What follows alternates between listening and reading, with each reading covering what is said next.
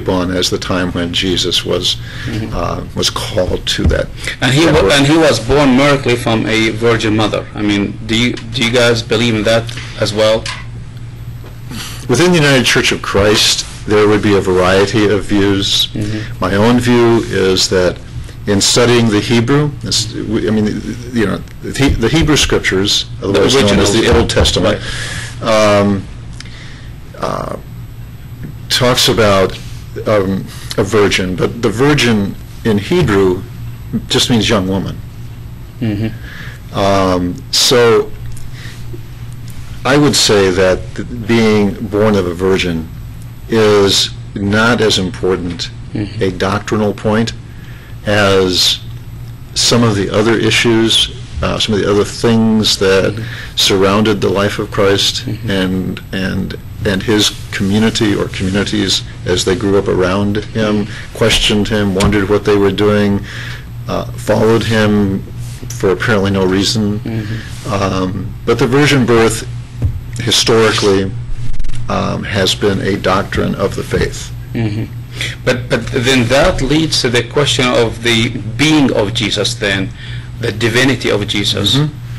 And I would say that it really depends on who you talk to. It's like history, generally speaking, whether it's a history of the world, history of theology, history of the church.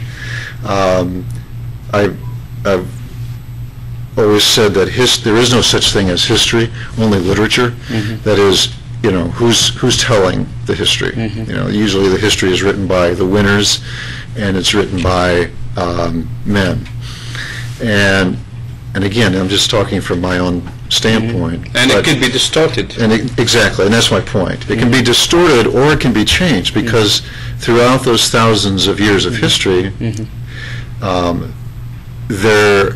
so much of that history, including so-called Christian history, was by word of mouth, was oral history, and stories told and retold and retold. So the divinity of Christ, getting back to your question, I believe in the divinity of Christ because I believe that Jesus was a child of God.